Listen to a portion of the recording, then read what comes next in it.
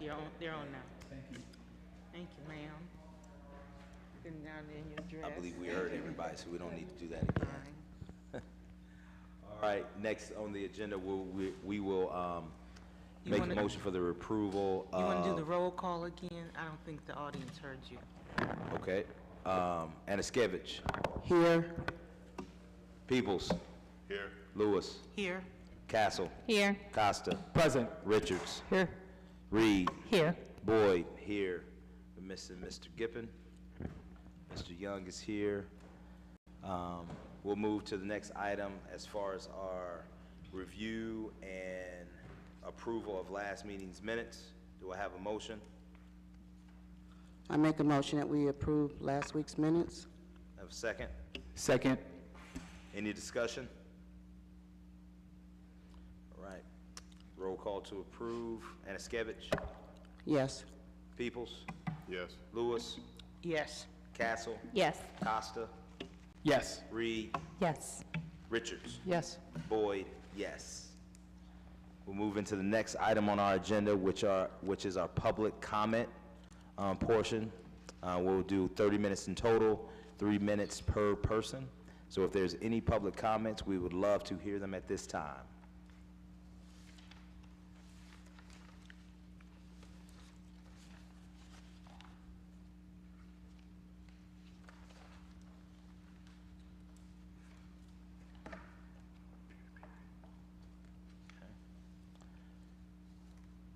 All right, if there is no public comments at this time, we'll move on with our next agenda item, which is agenda item number 4, and that's our independent police auditor's report for Mr. Young.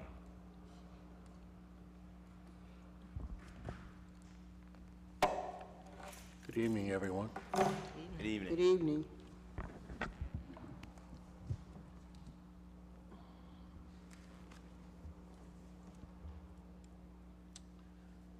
Mr. Chair, are we still going to have training for complaints tonight, or is that not on the agenda? If it's a part of your report, we can move into it. Just a short report this week. There were only 2 citizen complaints. One was yesterday. She was in my office. Well, I take that back, 3. I got another one today. It was the same young lady that Mrs. Anaskevich talked to, and she's requesting another phone call. I will fill you in on the complaints. There's 2 complaints that were filed. I'll fill you in on both those complaints. And that's basically all I've got for tonight.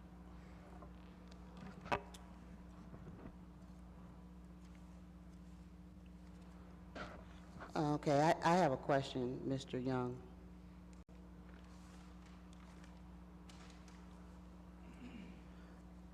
I'm going to try to say this as delicately as I possibly can. I know this young woman has some mental health issues, is that correct? She disclosed some to me anyway. Well, I think she said she's got PTSD. Okay.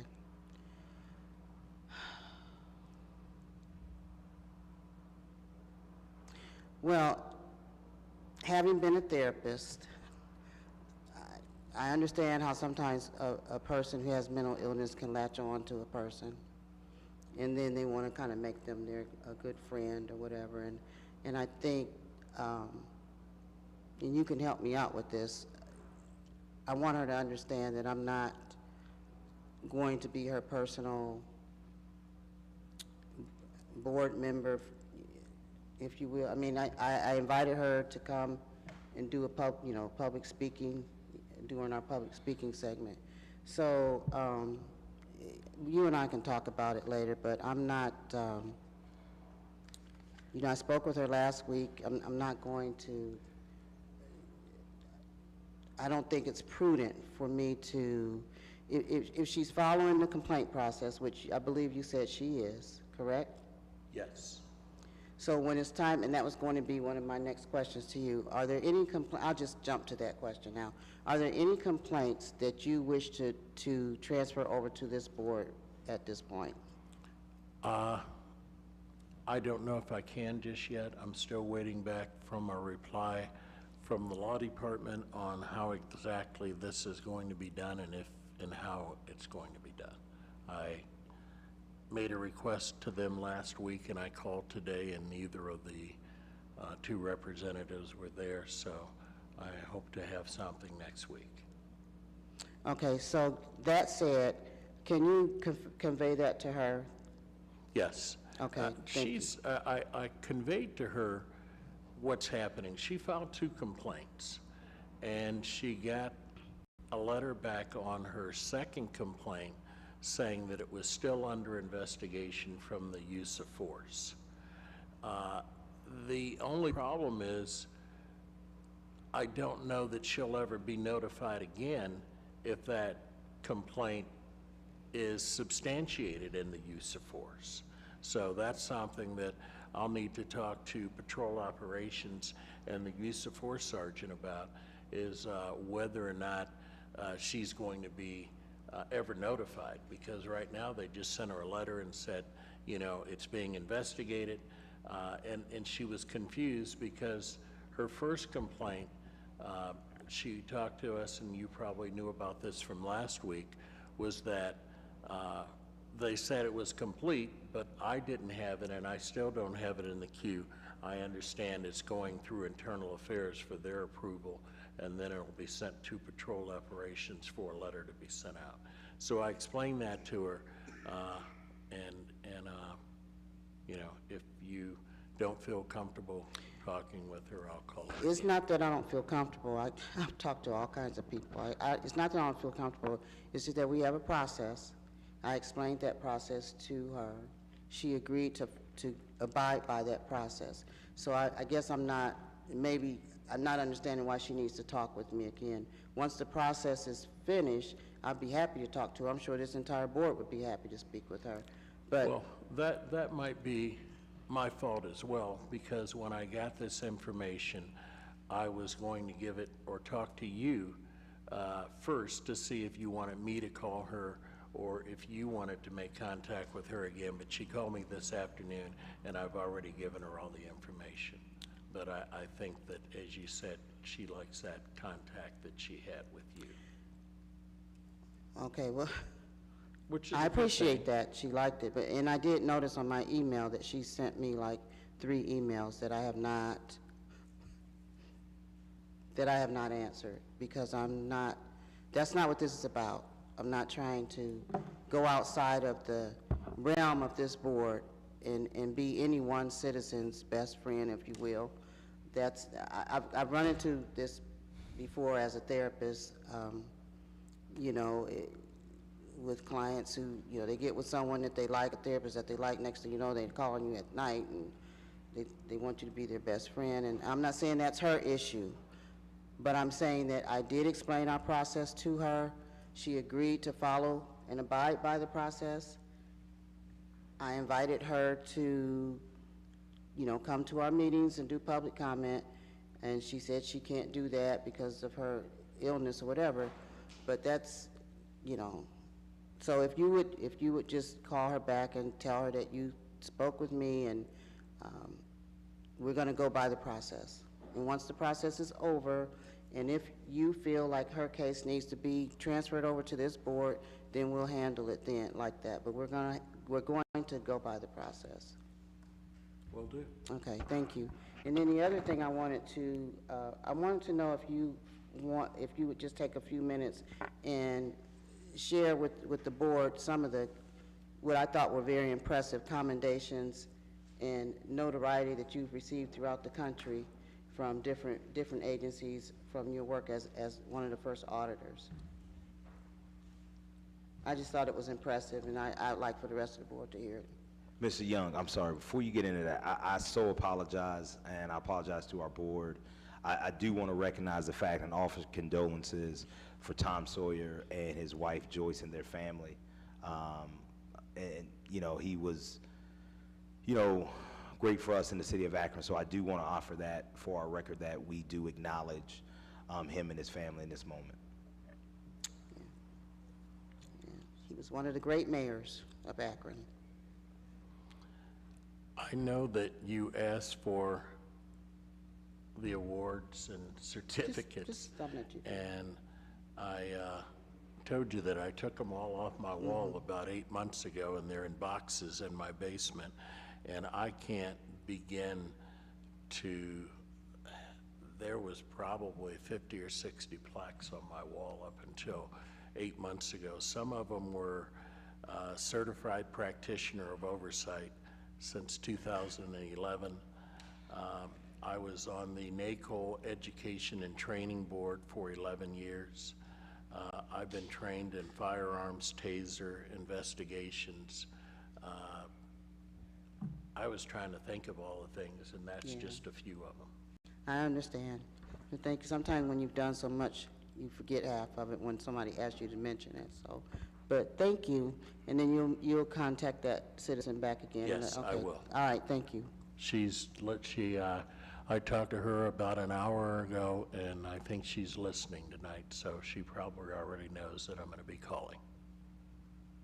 Okay, thank you. Just really quickly, I wanted to thank and commend you all for taking the time and attention to work through that process and that complaint with that individual. I know that we're still sorting out our process, but I think the compassion that we show in bringing complainants along goes a long way. So thank you for doing that. Mr. Young, is there so help walk me through kind of the beginning stages when somebody gives a complaint, is from a, and you may or may not be able to answer this, what does the customer service aspect of this look like? When somebody, not from you, because I know that you're calling, from the standpoint of the police department, is there a notification of, hey, we received your complaint and we'll get back to you in 30 days, 45 days, anything like that?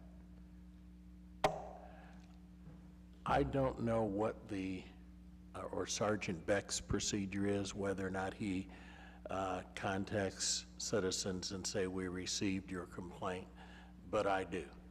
Whenever I receive a complaint by mail, by email, by phone, or whatever, especially email, I will email them back and say your complaint has been received and it's been forwarded to the Akron Police Department for an investigation. I will be back in touch after this is complete. And then if they give me a call a week, 2 weeks, 3 weeks, or whatever, want to know more about the process, we go through it then, and I'll tell them that, you know, they like, or the procedures say they'll turn these around in 30 days, but that almost never happens. I know we all have heard the police personnel say that, oh yeah, we're getting them turned around in 30 days. There's a lot to that, if I could just explain. When a complaint goes over, it'll go to Sergeant Beck, who, he just had a baby boy, I think, just a couple of days ago, so congratulations for him. And he's going to be gone for 6 weeks, but, and he does a really good job. Who takes over for him now that he's going to be out? Sergeant Lipa is taking over for him right now. Liba? Lipa, L-E-P-A, I believe it is. Well, let me see, I got it in here if I can find it. Okay. And so I will, it's L-E-P-A, Christopher Lipa, Sergeant Christopher Lipa. So when I get that complaint, I make sure that it's thorough and that it has all the pertinent information on it. Sometimes I have to call them back, and especially a lot of times they'll call me first, and then I'll tell them to send me an email, and please start that email. Please accept this email as my official complaint. And if they tell me a story and then send me the email and it doesn't have all the context that was in that story, then I'll call them back and I'll say, you don't have this in there, you don't have that in there, that this happened, do you want this investigated or what? So once that's ready to go, then I will forward it to APD for their investigation. Mr. Young, what would you kind of estimate the number of just man hours that you spend on the phone with citizens, walking through some of this? I think that's in one of the reports, because it's just unbelievable the time I spend on the phone.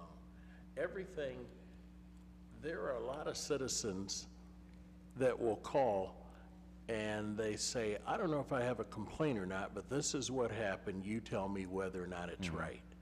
And I think the police department was even surprised on how often I tell them that if what you're telling me is the whole story, then what the department did was legal and proper. So we have that a lot, but I never try to talk anybody out of a complaint. You know, if they want to file that complaint, sometimes it may be something little, but we start a paper trail on that officer. You know, it might be one little thing, but the way that you get to the big things is, you know, all these little things coming together.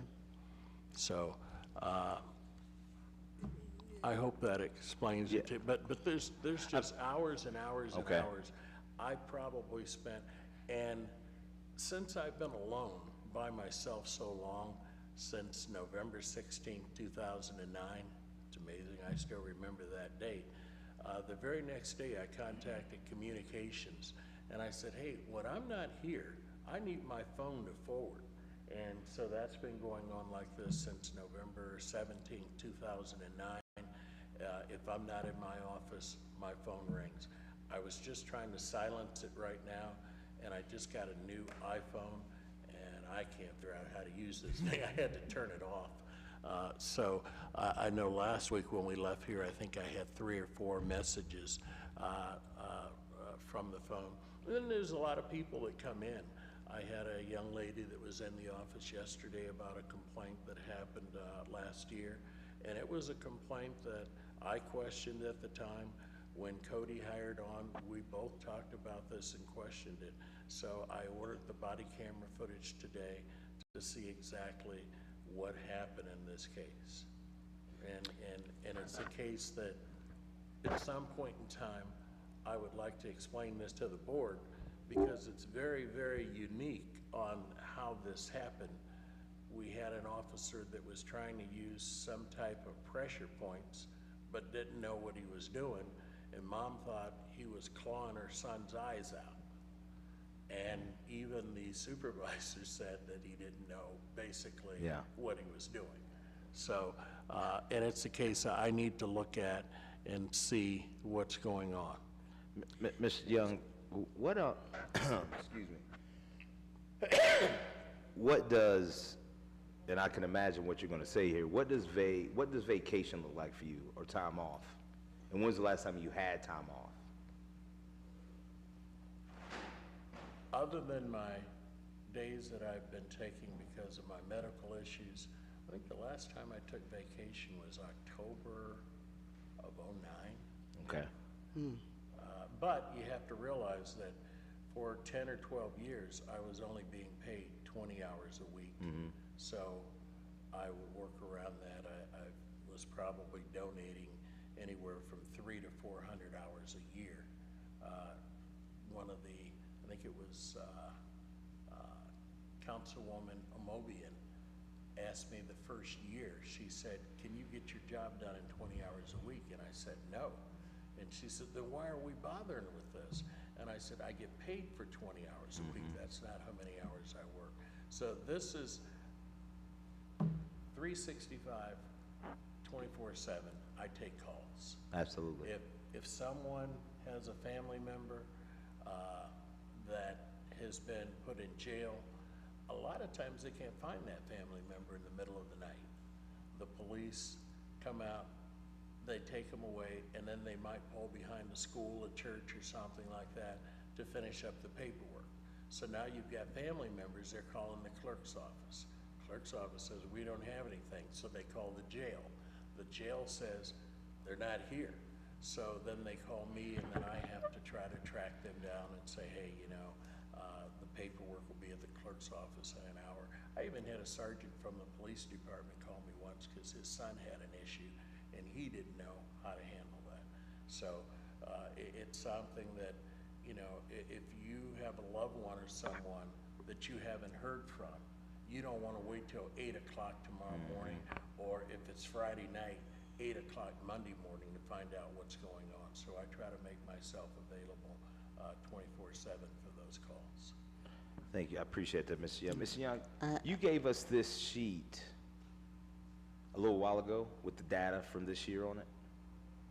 Can't see it. I don't know what that is. What does it say? It's the IP office update as of April the 27th, 2023. Is that the one that I think? With the monthly breakdown?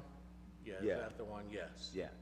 So I want you to kind of walk us through just January, because I want to understand, like I see all the bullets, but I want to understand what each thing is meaning, if that makes sense. All right. I don't have a copy of that, so tell me what it is. No, you can just tell me what it is and I'll explain it. So the first bullet in January says 1 use of force totals, and that was for December 2022. Okay, if you're looking at the use of force, if you look at the report, hopefully all of you still have this that I gave you. It explains what a use of force notification is. Thank you. Yeah. No, I got that. And so then the next bullet says 7 use of force notifications detailing 21 incidents. Help me understand. So is that 7 in the month of January, use of force notifications that were received, that you received? That is 7 notifications for just that day. I don't have a Just date. that month? No, just that day. In other words, about 2 years ago, we decided that complaints and use of force, I would be notified on them immediately. Okay. Because if someone filed a complaint, a lot of times I wouldn't know about that until I got the completed complaint. So now, anytime someone files a complaint, I get just like I send my complaints to them, they send me a notice saying new citizen complaint, and then I'll have that complete complaint. So on this particular date, we didn't put a date in there.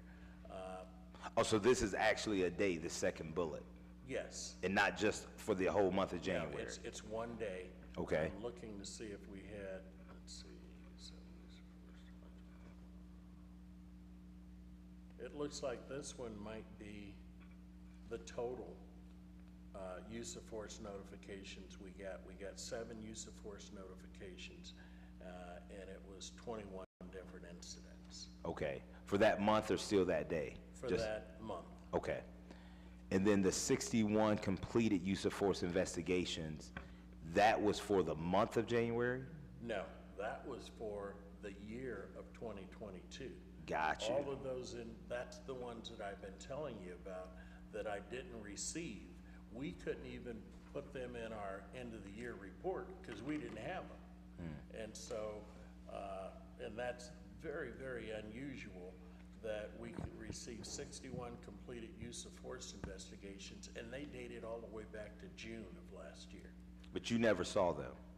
Pardon me? It said, but you never saw these 61 though? Not is what until you- they came to me in January of this year. I think it was January the 11th. And those are the ones I'm still digging out every day. Let me see what I'm down to now. And you gotta remember that they're still coming in every day. And I'm down to 63. Okay. But that, doesn't mean, some of these, like right now, I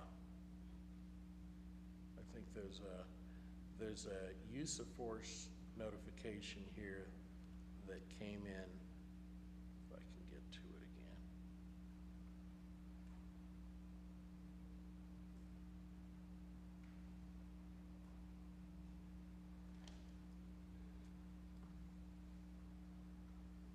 Uh, 524.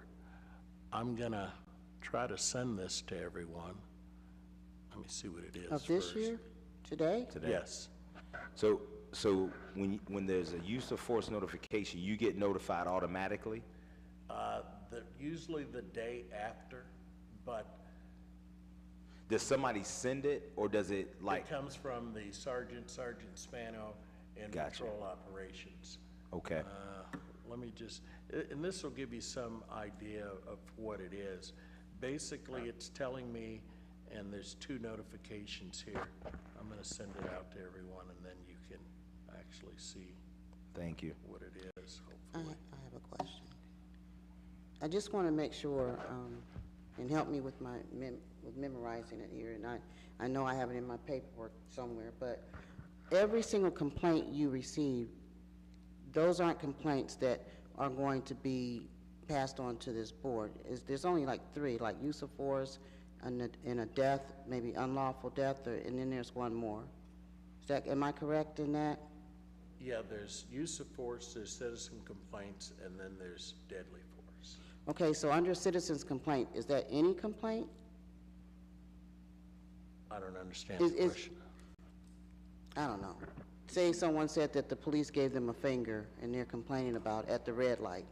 Is that a complaint that you would be forwarding on to the board, or?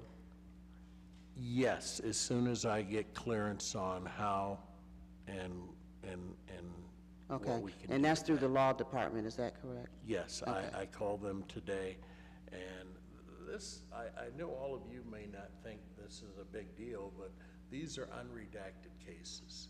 Names, addresses, phone numbers, social security number. I told them that I don't really have a big issue with the citizen complaints, but those use of force cases, I would like the law department to say, yes, you can forward this, or no, you can't forward it. I'm hoping that they don't say, yes, you can forward it to the board, but you have to redact them, because that means I gotta read every single sentence and redact every birth date, every social security number, every phone number, and a lot of other things, and that'll take forever. You know, if I do 10 cases, probably take me all week to do those. Once you get help, that's something that your administrative assistant can help you with, that type of I thing? hope so.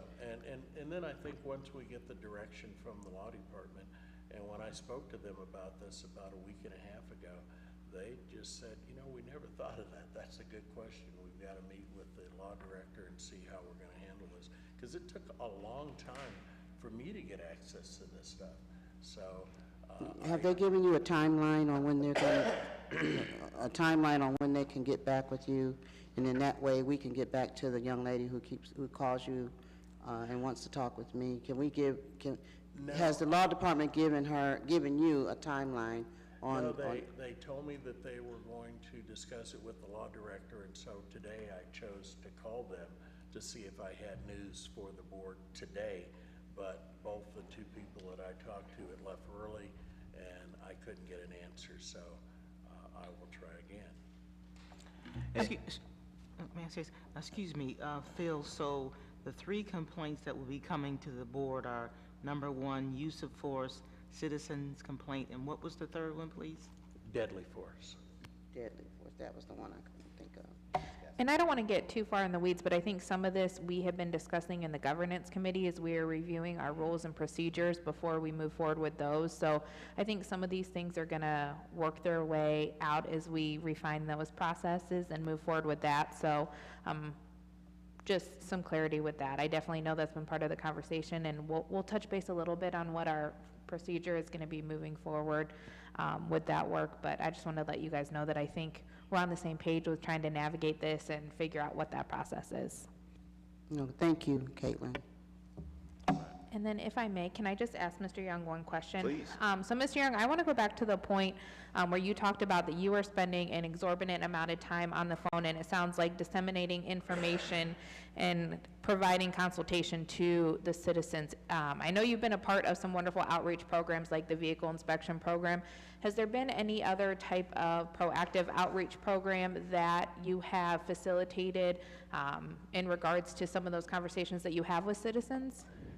Yes, one of the ongoing ones is the Law Enforcement Education Day, Putting with the Police, and that's coming up on July 12th. And there are 35 police agencies in Summit County, and I've invited every agency to appear. Usually we get about 20, 22 agencies, and this event is held at Mud Run Golf Course. I know we have 250 students scheduled to be there. They're between the ages of 18 8 and 18. They're from the First Tee program, and throughout the city, I think United Way is bringing 60 students, and the Akron Recreation Department, I think there's at least 3 or 4 recreation centers that are also bringing in students. And this is a program where the students come in and they get to actually spend some time either on the putting range or the driving range with police officers. And I ask every single police chief or the sheriff or whoever, send me your best officers. Send me officers that are going to make a difference in these kids' lives. Officers that these kids might want to share something with, contact them later if they have an issue, they have questions. And it's been, this is our 6th year, but we missed 3 years, 2 years due to COVID, and last year I canceled it because of the Jalen Walker incident. It was scheduled about 2 weeks after that. So this year we're having that on July 13th, and hopefully I'll send out more information to the board as well, and some of you can come. We also, or at least I, during the National Night Out Against Crime, I don't know if some of you remember, but about 6, 7 years ago, the Highway Patrol of all people was up around Wildwood, Hillwood, one of those streets in there, and they were trying to make a stop, and their drug dog got out and bit a subject, and it really became something of the neighborhood. Why are they turning dogs on us and everything? So during the National Night Out Against Crime, we had 2 dog demonstrations, one an aggressive dog, one a passive dog.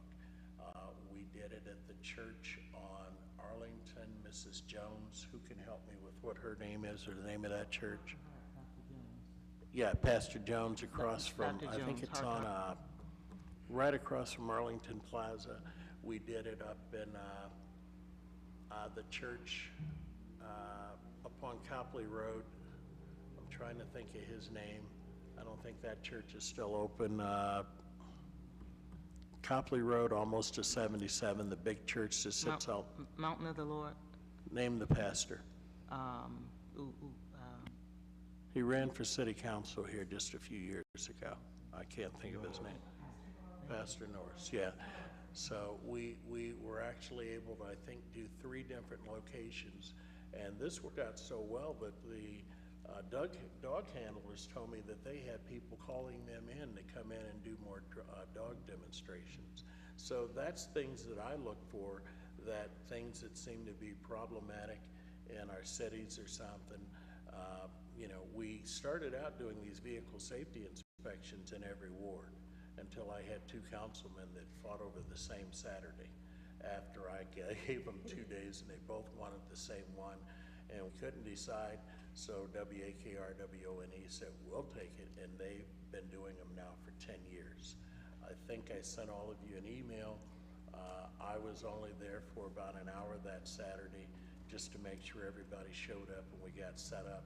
But they had 247 people go through in only 4 hours. That's about 60 cars an hour, a car a minute. And that's kind of low because we've had up to over 400 at one time. So it's something. I know that last year after the Jalen Walker incident, there was, I think, another organization in East Akron that started doing the same thing, inspecting cars, fixing tail light bulbs, license plate bulbs, and things like that, so citizens didn't get stopped for that. But anything that you have, any ideas, it's been so difficult for me to really expand and do more because I was part-time, because I was by myself. I only had Cody for just under 6 months, but I mean, it's the first time I've ever been able to do a yearly report.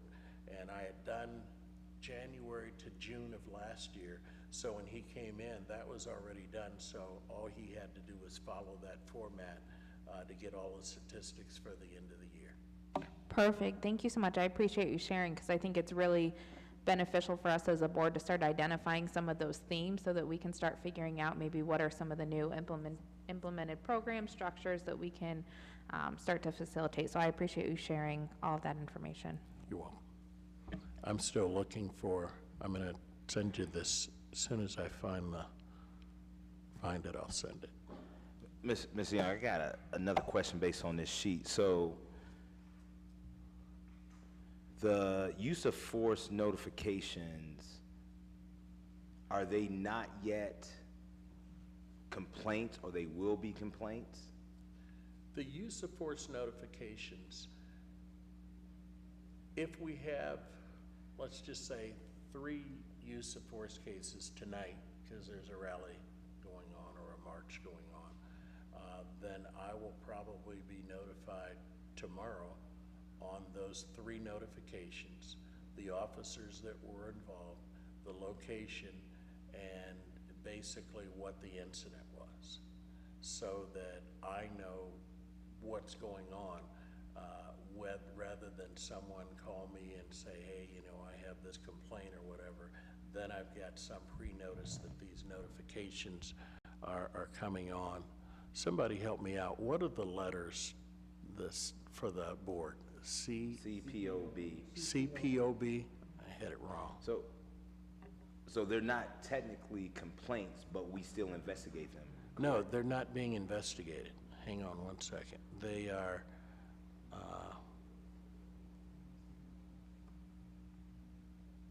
Aren't they considered, Mr. Young, like a heads up for you?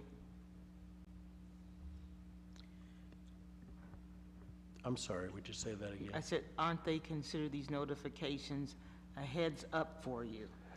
Yes, actually, about 2 years ago, we started doing several things. Number one is getting notifications for the use of force, and then that way, if it's something that I can see possibly that I've seen these officers' names too many times, you know, I can pull the body camera footage and look at it and things like that. And the same thing with complaints. Before, I never knew if someone got a complaint until they sent me the completed complaint. And it could be anywhere from 30 days to 7 or 8 months. And then I'm looking at something and basically it was an issue. And, you know, we've all heard the police department talk about the 30 days that they'd like to get these things done.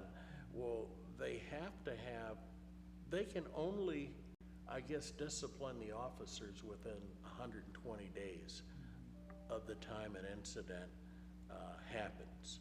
So there were times that I was getting these reports, completed reports, and I would read them, and then I would call them and say, whoa, whoa, whoa, this wasn't addressed, that wasn't addressed, what about this? And they say, well, too late now, the union signed off on it. So we have to try to, it's like the ones that I got all from last year. You know, they came to me in January, and I'm starting from the bottom up to try to get through those. But I'm sure you all saw the one use of force case that happened right in front of the police department. I think it was in late June or early July, where 2 officers were apparently holding a guy and one was punching him in the face. Well, and then we had someone come in and talk about Jacob Blake Sr. Well, those are all well and good, but I just got those. What can we do about them now? They're too old to go back and really try to do anything. So in that instance, you think that the union's running interference on those types of complaints, so that by the time you get them and now we get them, that 120 days have gone by and there's nothing that can be done? No, it's that there's 2 officers in internal affairs, just like there's only 1 of me, and they get bogged down as well.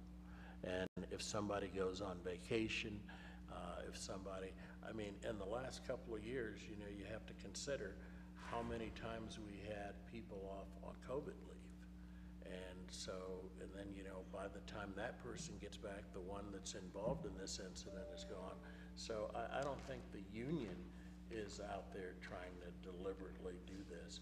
I just think that it's a time factor, that when a case comes in and you're the supervisor and it involves me and Mr. Peoples, but he's on vacation.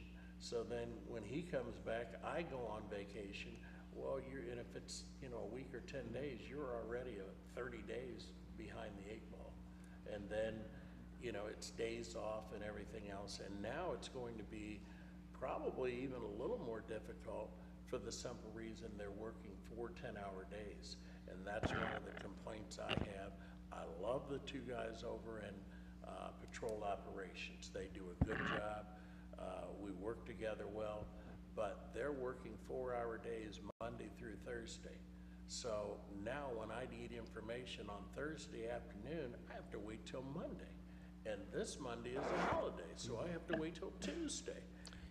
Somebody I feel should be in that office Monday through Friday. That's one of the most important offices in the police department is patrol operations, and they're shut down for 3 days. So it's something that, I'm gonna take up with the police chief, and maybe they can work it out where one officer is off Friday, Saturday, Sunday, and the other one's off Saturday, Sunday, Monday.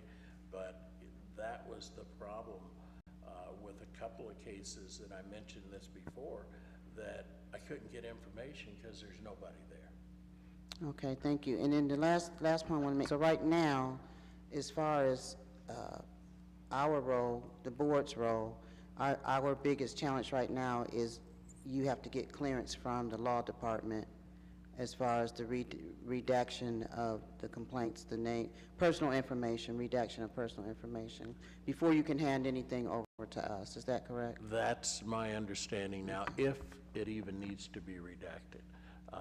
There was a big stipulation put on body camera footage. Even if I sent you body camera footage, when I was first allowed to get it, I only had 7 days and then it disappeared. For the attorneys in the room that have ever subpoenaed any type of information, it comes through Axon. And then you have access to it for about 7 days and then you lose it. And that's the same thing that was happening to me. And I had to kind of plead my case. I need more time, so now I have 30 days. But in the case of Mrs. Jackson that came in and filed that complaint a couple of weeks ago, there's 19 different officers involved in this, and about an hour or longer video on each officer. And I've gotten through 2 of those videos, and they're in no specific order, so I don't know who the primary officer is. Now, and a lot of the citizens have said the police officers don't have their name tags on. It's impossible for me because I don't know who the officers are because it's not on the video anymore.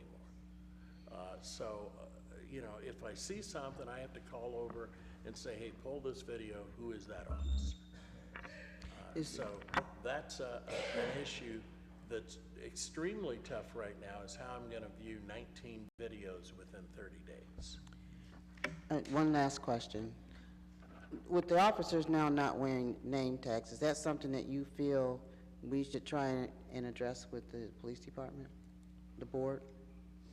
Well, they're not gonna not wear name tags for the rest of, their careers. At some point in time, I would like an update on when the department is even thinking about readdressing, when they're gonna wear this. I had one person tell me that when they asked the officer for their name, he didn't say, we give you ID numbers. He just pointed to his eye. That's not sufficient for me. If somebody asks you, you should be able to say your badge number. And they should be wearing name tags. And then when a supervisor comes out, people want to know who they're talking to. They want to know, how are you a supervisor? What is your name? And this has really created I'm not sure, and I guess I could probably check to see if any other department in the United States has ever done this before. and how long it's gonna last. I mean, apparently if we could find out, or the citizens found out who the 8 officers were, then, you know, why is this even going on? So just a final point on use of force. Those come to you, those are self-reported by the officers, correct? Yes. Okay. Anytime there's any type of use of force, then the officer is supposed to generate a use of force case, but naturally, we've had some that haven't. So they're supervisors and they generate this use of force case, and the same thing, it's, you know, supposed to get done in about 30 days, but a lot of times that doesn't happen because it might be a pending case, or maybe the person has got some kind of suit against the department, but usually it's pending charges against the suspect. So can you let us know when you're getting close to being able to forward a case to us after you've dealt with the law department, so we can all, as a board, decide how we want to handle that? Absolutely. You don't have to, some of these cases might be about child custody. They need a Rule 6 hearing. Some of the cases might be about domestic violence, and, you know, the police come in and they feel that one side was able to give a story, but the other side wasn't. So they're all legit to the person that's involved, but some of these, you know, a lot of times the department will just put on there, if they investigate it, that it must be adjudicated in court. And that's all well and good in most cases, unless charges shouldn't have been filed to begin with. Yeah, unfortunately, known from experience, domestic violence cases are some of the most dangerous cases for the police officers. Right. Did everyone get that email for the notifications? As you can see, I'm going to go back to it. Sergeant Lipa sent me this today. Wrong one. Just a minute.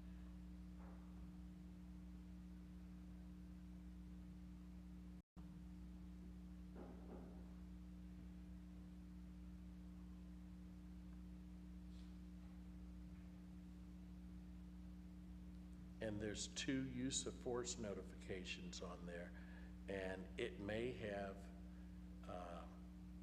yesterday's date, or it might have a couple of different dates on there, but this is how I'm notified of each and every use of force that happens. Now, when you look at your use of force report, you'll see that the use of force notifications don't match up to the use of force cases. And we talked about this in our training over at Dan Street, that there are 2 or 3 different departments that weren't reporting their use of force to patrol operations, and they're the ones that gave that information to me, so that if they didn't get it, then I didn't get it. Mr. Young, first of all, I want to just thank you for all of the information that you're providing us. This is very insightful. For me, what would be helpful, and I think maybe even for all of us, and I know this may be time-consuming for you, if we could get a list of concerns and issues that you have had with processes, all bullet pointed, and then we could go through one by one, because I've heard several concerns tonight that I'm certain that you have brought to the attention of the powers that be, and just very little progress has been made, if any. But I think it would help if we could just kind of get a list of, because you have the experience, you've made the concerns known, and there just hasn't been any changes. I think it'd help for us to have them bullet pointed, so then we could see the areas of priority, and then begin to kind of make a checklist of things that we want to focus on to try to handle the process to streamline it for the citizens, and then also to just make your role easier. My concern is without something outlined, we're just going to continue to run up against these barriers while we're trying to get the momentum of this board to handle these investigations. So if we could get a list of the concerns and the barriers that have been holding up the process for your progress, then it could give us something to tackle to make the investigative process a little easier. Some of these issues aren't just issues with the police department, though. It's, a few years ago, we passed some type of ordinance that said that anytime there was an officer-involved shooting, that had to be released in 7 days. Does everyone know about that? Mm-hmm. Well, in the Jalen Walker shooting, it happened on a early Monday morning, and the footage was released the following Sunday, 7 days, just as the ordinance said. The officers aren't allowed to view their body camera footage before they make statements. But their statements were taken for 10 days. So they were able to view this because it was online. And I brought this to the attention of the administration and just got blown away. That's something that needs to be changed. Cleveland contacted me a year ago saying, hey, how's that working out? And I told them that, and they made sure, they said they were gonna make sure that didn't happen there. But, you know, all it takes is just a sentence or a paragraph that says, you know, we'll release the footage within 7 days or within 48 hours after the officers give their statements. You know, if we're going to be transparent, let's cover all the bases. You know, maybe it doesn't make any difference, but it sure looks funny to me that these guys were able to view their own footage before they made a statement when they weren't allowed to see it legally. So at some point, we might need to draw up some policies, you think? I'm sorry? So at some point, do you think we need to draw up some policies just for our use in moving Yes, forward with investigations? Yes, I said that last week. We now have, BCI is going to handle all our officer-involved shootings. We need to be putting together policy for BCI, because I've been to every single shooting that's happened in this city since October of 2007, all the officer-involved shootings. And there are things that are happening that should be happening. We need to protect the integrity of these crime scenes, you know, and you know, everybody has been in these crime scenes in the past, and here is an excellent opportunity to write policy to make sure that we don't have, you know, outsiders. And when I say outsiders, I'm talking about union attorneys, the chief city prosecutor,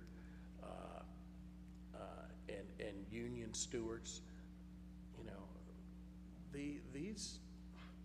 it doesn't give you a good look when all these people are in a crime scene. They're agents of the city, and they're there to protect the city. And they have no business being in that crime scene, and hopefully we can write up something and run it by BCI and see if they can maintain a standard so that we don't have, you know, all these people in the crime scene in the future. It's been an issue since I've been here, all the people that are in the crime scene. And that's tainting, you know, you're risking tainting a crime scene when that happens. Mr. Young, just a couple of quick questions. In going back to what you stated earlier with regards to the amount of use of force complaints that just have not been looked into, I think I want to just make a point that I think just because they're dated, it is not going to be valuable to have some type of follow-up, regardless what that follow-up actually looks like. And I would love to see the themes with regards to some of the officers who those notifications are coming from, and then where some of the overlap is as well too. But I think that we, to the extent possible, and I know capacity is limited, but we got to find some type of way to reach out to those individuals, at least to let them know that their complaint, well, that we're aware of what happened. And in a second note, I just want to ask a little bit of a clarification. When you said that the Axon footage doesn't necessarily disclose which officer is wearing the camera, is there some type of number associated with the camera itself? I guess I'm trying to figure out, think out loud, what it looks like for us to, I guess, kind of try to cut through that problem. Well, I think it will be once the name tags are added. When I first started getting body camera footage, I made a request. I said, I don't know who I'm looking at. I don't know every officer there. Put a name on it so I knew who I'm looking at. And that was done, but it's a little bit different now without the name tags because, I mean, if attorneys and citizens alike can request body camera footage. So they're not going to give out body camera footage with names of the officers because that defeats the purpose of not wearing a name tag. So that's where we're at. So I think that's gonna correct itself once we get back to name tags. And it's just a super quick follow-up question as well too. What does the, actually no, sorry about that. I'll let somebody else go. Yeah, if I can just clarify, the badge number is associated with the body cam. So there is a way to identify who it is. But, so the officers go in and they pick up their own camera. That is their badge number, and they use that camera. At the end of their shift, they put it back. So that's how it's identified. Yes, that's somewhat of it. It's very difficult though when you don't know and you're looking and then sometimes Mrs. Jackson, when she came in, there was only one officer out of I think 17 or 19 that I actually identified. So just to clarify, are the IDs on the Axon footage? The badge numbers? Some of them. It's hard to say. Sometimes in the beginning when you turn it on, it's on so fast that you got to back it up, stop it, and see who it is, and then you've got to go to another list to look up badge numbers rather than names and see who that is. And it's not bad when you've got 3 or 4 officers, but when you've got 19 people and you're trying to figure out who they are and who's the primary officer, you know, this is just, you know, and I've even called over and asked, you know, what happened here? And basically, that's not even a clear story on what happened. But we were all down at Dan Street and we parked on that side parking lot. On the other side, if you notice, there was a retractable gate, and Mrs. Jackson is alleging that she was taken down with her friend, another female, and 2 juveniles, and they were taken behind that retractable gate. So it's something that we need to look at. One of the other cases is a gentleman complained last week that he was put in a paddy wagon and he wasn't seat belted in, and he was thrown around. And when I watched the video, he wasn't seatbelted. He was yelling at the officer, "Seat belt me in, seat belt me in." You know, now I've got to go back and look through the policy to see if he was supposed to be seat belted in when they first started out. But the officer pulled over 3-4 minutes after he was in there and he was yelling, "I'm flying all over the place," and seat belted him in. So that probably should have been something that was done right in the very beginning. Mr. Young, you had mentioned before the name tags were taken off, there were some repeat, if you will, offenders, officers. Do we have a list of who those officers are? And I mean, you might not have it tonight.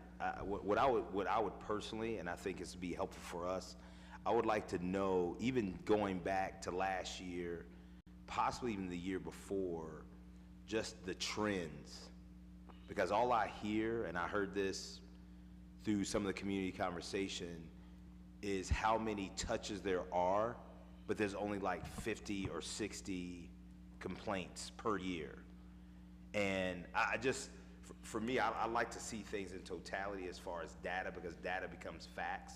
And even if I just count up here, right, with these, I'm going ahead and saying that even in the use of force things, those things are gonna become things that have to be investigated on that could possibly be complaints. Am I correct or wrong in saying that? Yes and no. Okay.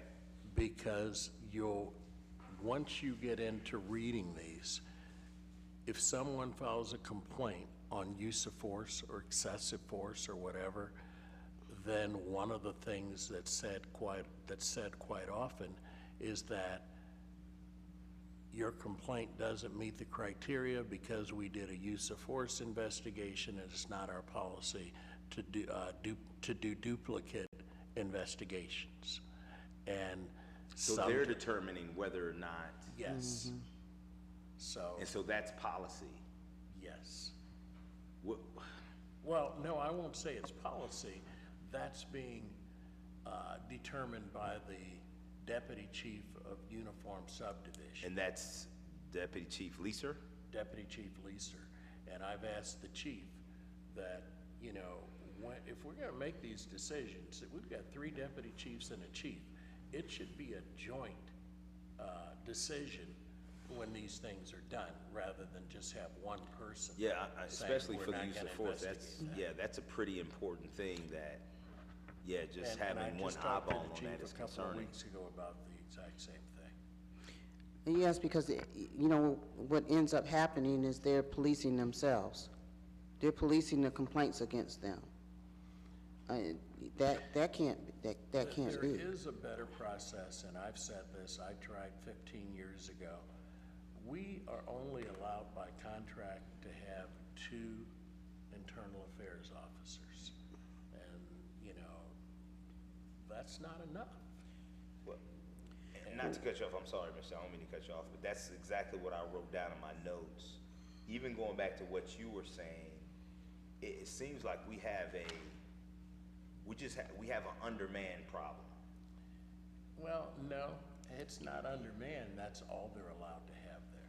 You know, So period, that's based on policy, there's only can be 2? No, it's based on their contract, From the FOP? yes. And so we have a 3rd person that only handles the IA Pro. She's the administrator of the IA Pro, and she's in internal affairs, but not really one of the ones that's, you know, looking at these cases. I can ask Mr. Peoples if he knows how many, because his chief approached me some years ago, and do you know how many officers the Canton Police Department has in internal affairs? 2? Is that by contract? Same thing. And so I made a suggestion that we beef up the internal affairs. We put 5, 6, 7 officers in there and let them handle all the complaints and all the use of force. We're going to get more consistency, and it's gonna free up those first-line supervisors to be out on the road and actually supervise, especially afternoon and midnight, where we've got these young officers. So let me ask you this, Mr. Young, are they counting in the use of force in their complaint numbers or not? No, it's 2 separate numbers. Okay. Use of force is one number, complaints is another number. So, Mr. Young, could you do us a favor, as you give us your report out, could you almost give columns from a standpoint of just complaints, use of force, then deadly force? Well, deadly force would be, there's several things that could be considered deadly force. I understand, but I would just. Usually that's just officer-involved shootings. Yes, and so I would just, I mean, if we could get it like almost like column, like almost Excel, I think it'd be good and be just easier to grab and to read. And then also too, being able to compare that to last year's numbers, I think would be beneficial, so that we can actually see in totality what's actually happening, going on, as we look through this, because what you're, what you're laying out, man, is alarming and concerning. And so, there's a responsibility that we all carry now, because, I mean, you know, it's a thing now we know the information. And so now there's an obligation to do something based on what we know. In that use of force report, I think it's broke down from 2008 all the way up to this year. No, that's the complaint. There's another one that's the use of force. That's the one I gave you about 3 weeks ago. And it's broken down on how many use of force cases, in total cases we had from when I got here till now. And it's been pretty steady, right around 225 to 230, 250. A year? Yes, that's use of force. Yeah, I do remember that. They The talked about citizen that. complaints, if you look at back in 2007 and 8, or at least 8 and 9, I think our citizen complaints were about 130 a year. And those have just dropped down tremendously. And When was the 130? I think 2007 or 2008, Okay. 2009. And they have gone down tremendously, and that might be several reasons. Number one, officers are doing a better job. Number two, they know there's oversight. And number three, citizens have given up on the process. They don't feel that it's, you know, something that they want to interact in. I just met with the gentleman that spoke a few weeks ago, last week. I remember his first name was Ben. He talked about cars being towed, and he told me that citizens are afraid to file any type of complaint because they don't want to put their name on it. So it's something that we have to look at now, because they said, he's telling me that, you know, the department is going on social media to find out about these people, and I know that I have had a couple of officers that have followed guys on social media to see if they were making a video or something, and went and snuffed them out to see, you know, if they said they were making a video, and they said, well, when they're making a video, we know there's probably drugs, guns, and prostitution or something going on. Ms. Young, this is my last question.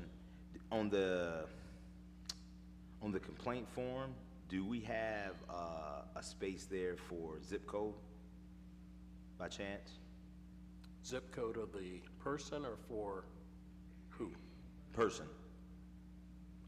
For their address. Yeah. It asks for their address. I don't know. Everything is, I gave all of you a complaint form, I think, the first time we met, and it's relatively simple to fill out, but it's kind of time consuming because it tells you how to fill it out. And I always find that it's the easiest thing for a citizen is to just send me an email. If they aren't computer literate, then if they live in Akron, just like the police department, I will take them a complaint form. When it's done, I'll go pick it up. Okay. Are we possibly able, this is my last one, I apologize. Are we able to track like complaints and the cluster zip code wise where they're coming from the most? So you want to know the areas? Yes. I think you already know the answer to that. Well, and it's true, I just want to know, because I think it's so important with everything that is happening that we're able to overlap information, because going to the Health Equity Summit last week, where they talked about African-American male suicides and overdoses, they were in certain zip codes and location. Right.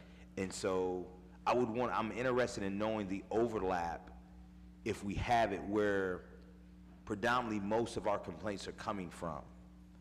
Because that would just be, I think, telling. Okay. Because I don't think these things are separate. I think they're all intertwined some way or somehow. But I know, I'm asking you questions about things on the spot. I'm not expecting you to know it. I just, as we continue to do what it is we do, I think that's going to be important. that we understand understand and know that.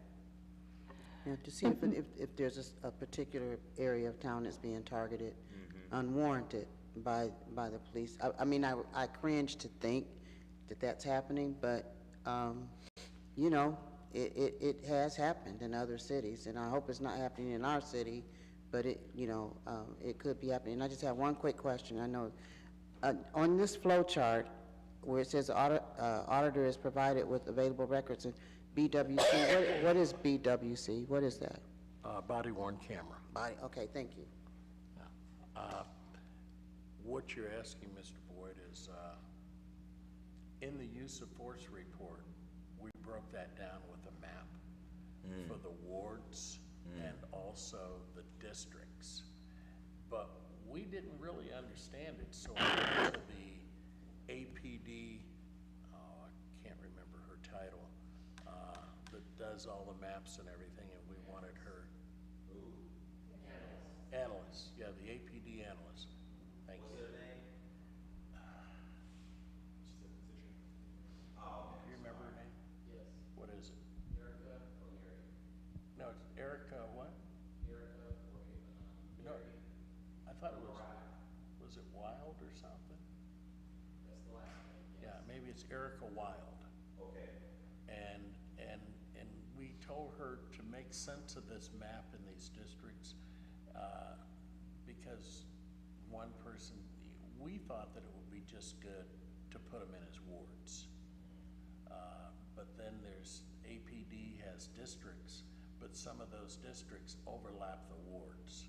And it's just too hard for the average person to understand what the district and the ward is. I mean, you might be looking at something, let's say in Ward 3, but that district might be Ward 3 and Ward 4, or it might be 3 and 5 or something like that, so. But it is tracked, though? Yes. It's something we can pull? Yes. Cool, thank you. But we didn't know what it meant, so that's why we asked for Erica's help. Thank you for that name. That's why you get the big bucks. Well, I can interject. Yes. The reason why the information may be flawed also or inconsistent is because you can go across districts. So one officer may be available in another district, but it may be that same officer possibly where those complaints were generated. Does that make sense? Which, what did they call that? That was called something. They bring somebody from another district. Was it something 21 or something? No, Signal 21 is an officer in trouble. Signal 21? Yeah, that's what it was called, when they're coming from other districts or something happened. Yeah, all right, that's good, thank you. I still remember some of it. Yeah, it was called something. Okay, thank you, Mr. Oliver. And then just one last quick thing to add to, I guess, the updates in general. As everybody knows, we do have a webpage that is up. There is a portion on that page that says filing a complaint. If you click on it, it will take you directly to a complaint form, and the complaint form is now in a fillable PDF form now. I saw that somebody made changes to it, was it and she put the wrong address for my office. She's got 75 and it should be 175. And I tried to call her and she didn't answer her phone, said that could be corrected. I'll get that corrected. I'll communicate that with them. Great, thank you. Would it be possible to include data analytics on our page so we could be transparent about where some of these complaints are happening? Just like put some of the maps on our page for citizens? There's only one, and it's the map of the city. And, well, there was two. They had one laid out as far as wards go, and the other one as far as the districts of the police department. So I asked her if she could overlay it, and she did, and that's when we see the districts and the wards sometimes run out. So it's not really, I guess, from what I could see, it wasn't really a good thing that you say, all right, we had, and we've got it in that form that says how many use of force happened, and we even talked about where the shootings, officer-involved shootings. I put in the report what ward they were in, and I think now we have district if we could make out where it was. But when you look at those districts, you know, someone said I should do it like APD does, say in the 500 block of Delia or the 800 block of Exchange. But the problem with that is I've had citizens call me because other citizens, when there's been a critical incident, will go to 500 Delia and say, is this where the person got shot? And I go, no, it's across the street. So I don't really think that, and especially if this happened a couple of years ago, that some people may not want to be reminded of that incident because another incident occurred. We're making real good time. If we could, I'd like to run down this. No, you don't think we are? He smiled. Run down the flow chart real quick. Is that okay? Does everybody, did you send it to everybody? All right, this flow chart, a few years ago, the law department, and it's when I couldn't get information, they said, well, what is your current process? How do you do things? So I told them exactly how I did things at that time. Like if it was a citizen complaint, and there's one in here for use of force as well. And a lot of this is, we've already gone over, that I'll receive the complaint. The complaint is forwarded to APD Patrol Operations. The complaint is investigated. After the complaint is investigated, may be investigated, or it might come back that, and this happened quite a bit last year. There were a lot of complaints that were filed last year that the department sent out letters and stated that their complaint did not meet the criteria of the department for an investigation, because they were complaining about certain officers, but apparently the mass arrest sheet was lost last year during the protest, and the body camera sheet. So a lot of those arrests that were made, they have no idea who arrested them and for what. So, and then to send out a letter and say that your complaint doesn't meet the criteria, it does meet the criteria, you just lost the information to identify anything. That makes no sense. Well, that's one of the things that once we can figure out how the board can get this, you need to look at it, because that's still going on. You know, your complaint doesn't meet the criteria. I'm sorry, but I worked there for 11 years. They don't lose complaints. Well, not they didn't lose a complaint. They lost the mass arrest sheet. They were taking them to the 6th floor, and they had officers. When we were at Dan Street, I think they mentioned that they had turned the bottom floor into the clerk's office. So officers were coming in, but they had 2 clerks there that would, you know, sign the charges and blah, blah, blah, so that it didn't happen like it did downtown last year, that we lost all those mass arrests. Lost it on the elevator, I take it. I was just going to say, some of these concerns that we're raising, the ACLU is looking into apart from us, Yes, so. I saw that. I got an email that said they were looking into the exact same thing. So these are things, if you look at this, this was a great idea, I guess, you know. Bell France kind of led the charge on it, on exactly what I did with everything. The only problem that we had is that basically I do everything through patrol operations. The 2 sergeants there have access to all the body camera footage, so someone can call me and say this happened or that happened, and and they'll look up the body camera footage and say, no, that's not what happened, so I don't have to look at it, or something like that. But this chart, apparently someone came up with a bright idea that said I could only talk to the 2 officers in patrol operations. So I didn't know anything at all about that. That's never been the case. When you develop relationships, there's plenty of people I can call over and say, hey, what happened here? And basically it turned into a nightmare, because some of the officers or supervisors, that didn't want to answer the questions I was asking immediately called this person and said, I had violated the agreement. I wasn't going through those two sergeants. And, you know, I just thought, oh, this is just terrible, especially when an officer told me to contact his captain to get a particular tape. And when I did, you know, apparently, and it's something that never should have been in there. Yes, we can get a lot of information for patrol operations, but, you know, there's things that, you know, I don't have to involve them if it's something simple. And I mean, you know, I was really disappointed that they used this as a reason not to give me information because I violated an agreement. So, Mr. Young, where on this flow chart, once you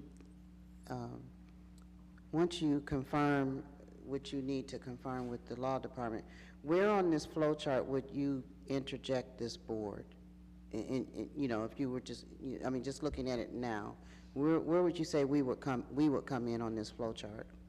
Well, If I don't, So everybody can hear you, your mic, could you move your mic?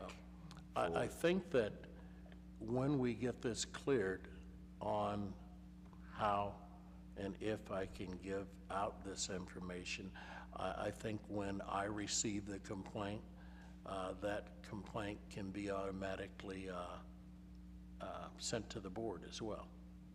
If it's a legitimate complaint, and when I say legitimate, I mean something that's, you know, not gonna result in a Rule 6 hearing or somebody going to domestic court, you know, because they feel they were charged and, you know, hey, I'm the one that got hit over the head with a coffee pot, but they put me in jail. So number 3 on this flow chart, the third one down. I'm sorry. It would be the third one down on the flow chart then? Complaint forwarded to patrol operations, complaint forwarded to the board. Okay. So if we can do that, and as I said, some of these I'm not going to forward to you unless you want all of them. That's going to be one heck of a workload to go over 50, 60 complaints and 230, 250 use of force. There's a lot of pages to these, and if you don't understand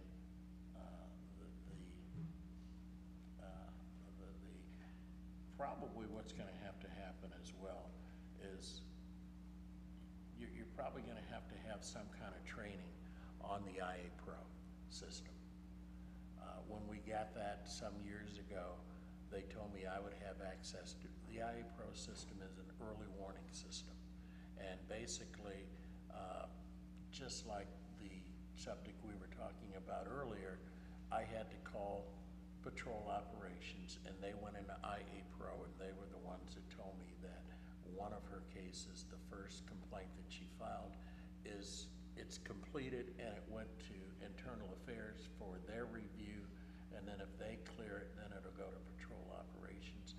And at first I was supposed to have access to that. I went through all the training, all the officers did, but then they said they didn't want that to come out of the building, out of the police station. And my office isn't in the police station for obvious reasons.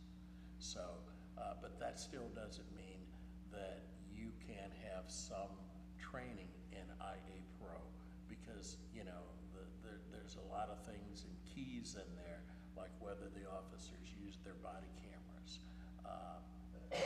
where it occurred.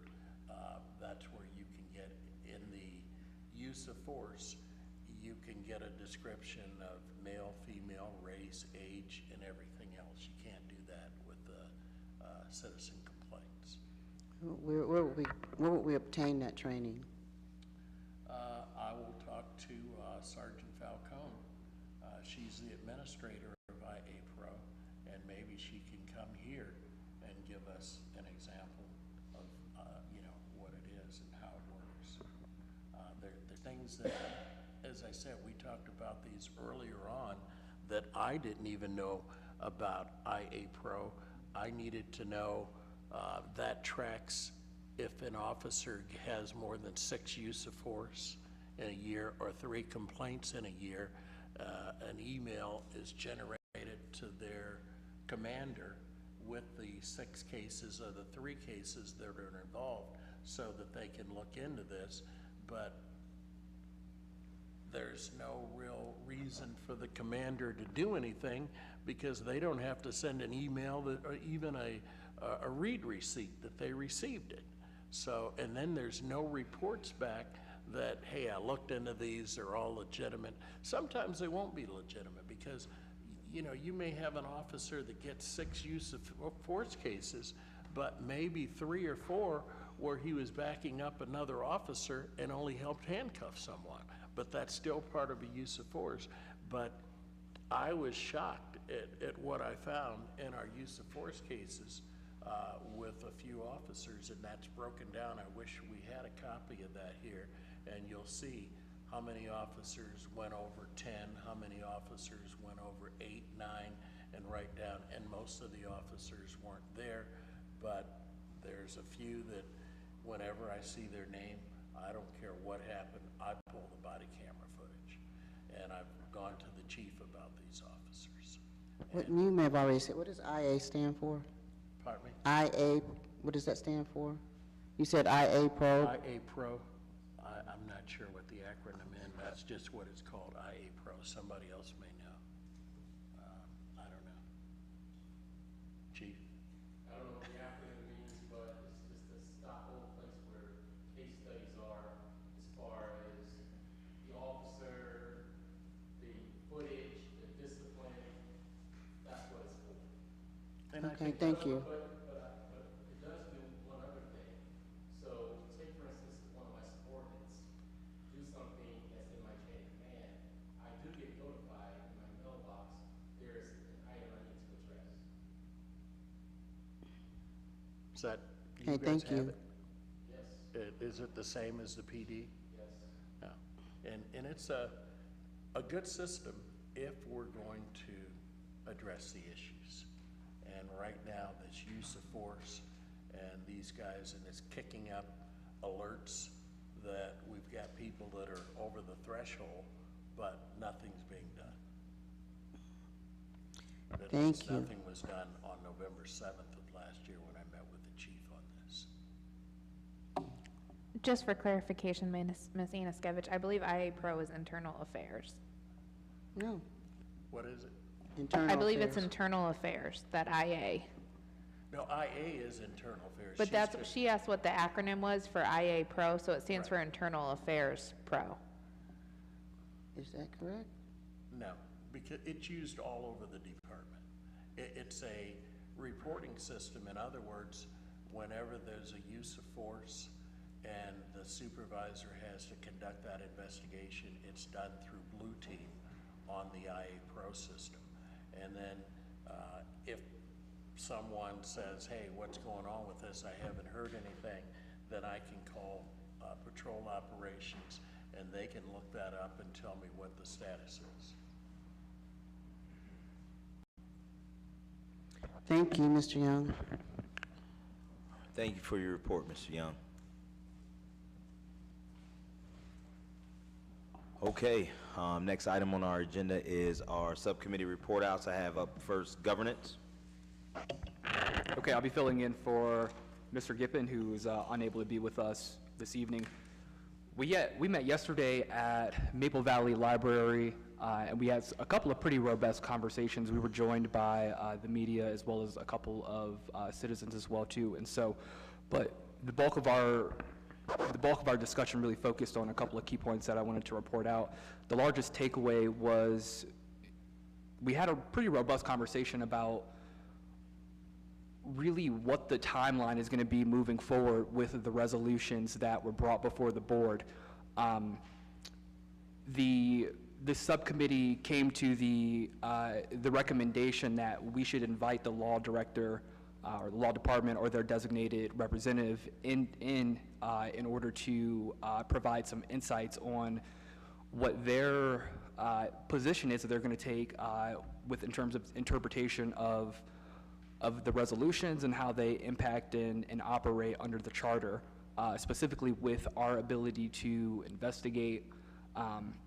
And so we then had a little bit of a discussion as to whether or not we should seek to have that conversation be public, or whether or not we should go into executive session for that. And so ultimately, we came to the conclusion that it would make sense for us to probably go into executive session in order to receive that guidance. An observation is that if we do receive guidance from the law department, who in essence is our counsel, there could be some consequences with respect to us waiving that privilege that we have as being their client, and from an attorney-client privilege standpoint. And that's important because in the event of some type of litigation, that could be relevant just in terms of what type of information is able to be used in a legal proceeding. And so, we went back and forth, and it kind of pained us, I guess, to say that we should go into executive session, but I think that there should be some type of compromise in terms of bringing in the law department to at least speak to what's going on in almost a broad, high-level summary of some of the competing pieces before they give us a little bit more nuanced and granular insight. I was going to say, Caitlin, am I missing anything with respect to that piece? No, I think you summarized that great. Thank you. Oh, my pleasure. So the committee would like to bring forth a recommendation that we do invite the law department in to provide us not necessarily an opinion, but more so their insight with respect to the things that I just mentioned.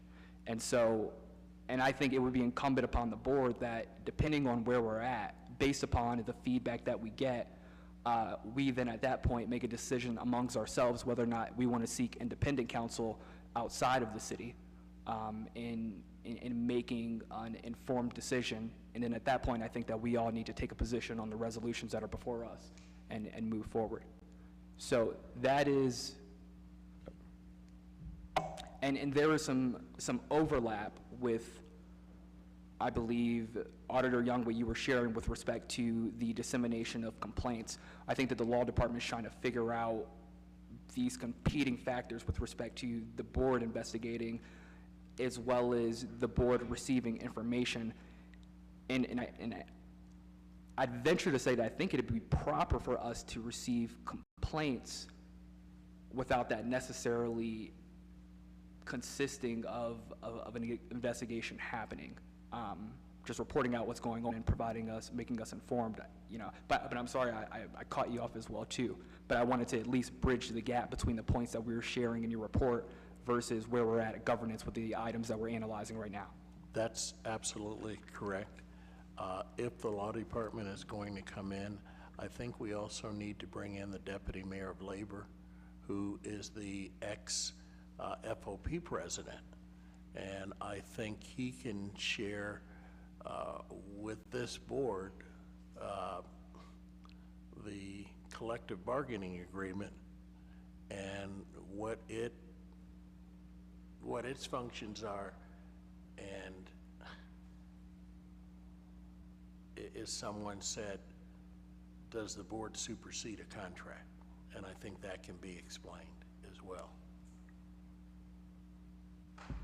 I appreciate that recommendation. I think that would be incredibly important, especially in terms of us bringing everybody along in the process. I guess from a procedural standpoint, I'm thinking it may make sense for us to make a motion in order to invite the law department in for an executive decision to receive their insight with respect to the two resolutions that the board has considered. We've already invited them. Have we already? Oh, okay. Okay, then, They'll be here next week. well, excited to have the law department here with us next week. Thank you, Chair Boy, for making that clarification. Mr. Chair, is that going to be executive session next week, or? It can be initially, based on our conversation last week, we wanted them to do it publicly, But if we're switching to executive session, we can. We Do we just, have to make a we can motion just, on that? we can just communicate that. Do we have to make a motion on it, though? Or, No, it's just an invitation that we're gonna go into executive session based on what Mr. Costa just said as far as what we're gonna be discussing. Yeah. okay, thank you. But I do think we should ask them to provide some high-level, I guess, summary from at least their view to the degree. So if they could almost tier it out in terms of this is what we're seeing and this is what is going on, and then we move the conversation into executive session, so it's not, Yeah, based on the two, yeah. yeah, that was the plan of what they were gonna do. So they were prepared to come in and do this as we had asked, as was suggested last week, as far as doing it publicly. And then if there's things that are tipping to a discussion that we need to go into an executive session, we can save that for executive session. They can come and comment high level, to your point, on the two resolutions that we have presented publicly. Okay. Yeah. Great. Is that Yeah, what we no, want to do? that's consistent. Yeah. I was gonna say, that's consistent with, I think what we all came and decided would be the best approach and a bit of a middle ground. Yeah, and I was going based on what was said last week, and so when I invited them, that's why I invited them based on. But if we want to change it, we can. Let's stick with it. Okay. And the things that need to go into executive session, we can do that after. We can go from there. But as much public as we can get out, I think to your point, Mr. Costa, and also Mr. Gippen, I think that would be good to kind of have that open forum, and then whatever we can't, we can just go into executive session with. That work? Agree, it does. Okay. And just a few more points to share out.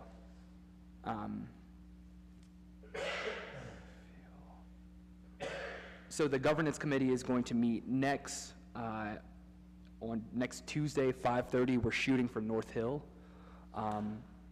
And that's going to take place immediately following our Budget and Finance Committee meeting.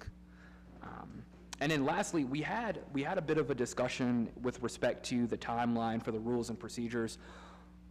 I think we have to figure out exactly if we're going to distinguish the two.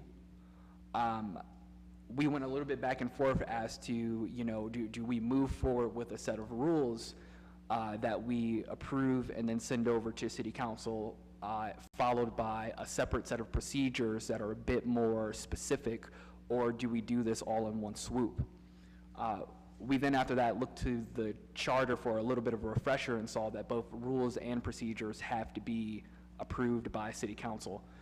So, you know, I think with respect to the timeline for passing our rules, we've all got to get on the same page just about how granular we would like to get into them, because I think the more and more that we talk about the work that we're doing, the more it's becoming apparent that there needs to be a policy or a procedure to address that specific thing. So, you know, I think we could realistically meet the timeline that we had brought forth of passing rules. I personally, and I think that me and Mr. Gippen have some different positions that we take, but, you know, I think that there's just a lot more specifics that need to get into them. So that is where we're at, and those are the bulk of the conversations that were had at yesterday's subcommittee meeting for our governance committee. Thank you. Thank you, Mr. Costa. Okay, next is our HR subcommittee. Ms. Ritten.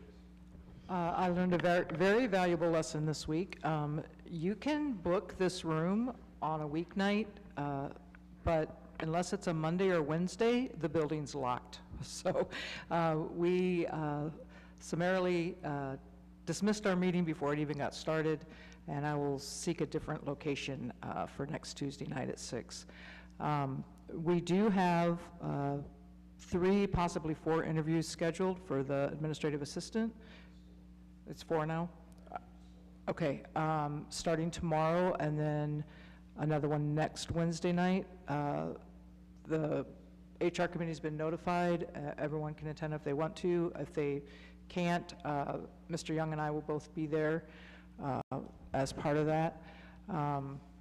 And so that's the update. Since we didn't have a meeting, I don't have anything else to report.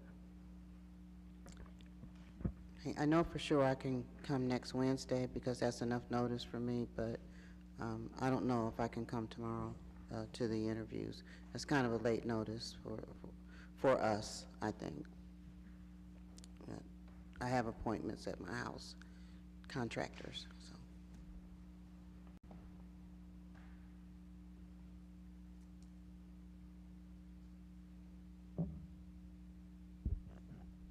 Is that it, Ms. Richards?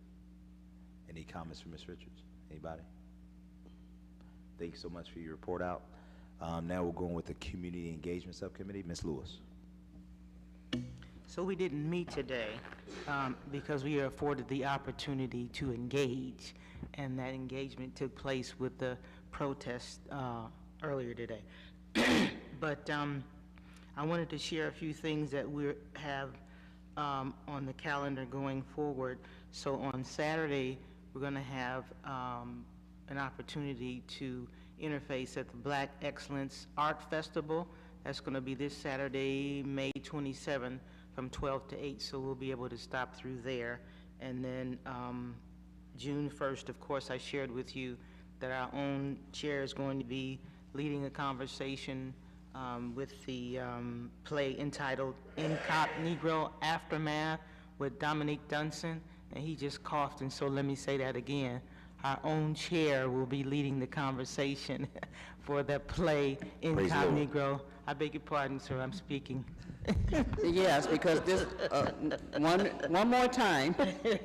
So our chair is going to be leading the conversation for a play that has been written by Dominique Dunson entitled In Cop Negro, The Aftermath, and it's the story of a father, in essence, telling or sharing with his son what it's going to be like stopped by police and what his experience has been. So it's been around for about a year, and we're looking forward to that. And then, When is that? I'm sorry to interrupt. I'm sorry, so that's July 1st, and I passed out flyers. I have some more. Is it this one? No. Not this one. And do you want to share with the committee this that you have? Yeah, absolutely. great. I passed around these little flyers to board members, and I also have extra if anybody who's in attendance would like one today. But there's a wonderful opportunity that's going to be this Friday evening, beginning at 6, running till 9 p.m. over at Bookdale Community Learning Center.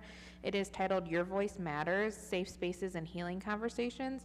And this is a huge collaboration between Akron Public Schools Student Voice, City of Akron, Freedom Block, Love Akron, 100 Black Men, Akron Police Department, and Project Ujima. And it looks like a wonderful event. A registration link is here, and this is for Akron Public School students, families, and educators. So I'm happy to share these flyers if anybody is interested. And then finally, we're planning, and this, when I say we, the community engagement is planning for a meet, greet, and eat, and that is tentatively scheduled for the end of July / the beginning of August, and we have to determine that. So once again, that's going to be our initial kind of introduction to the community.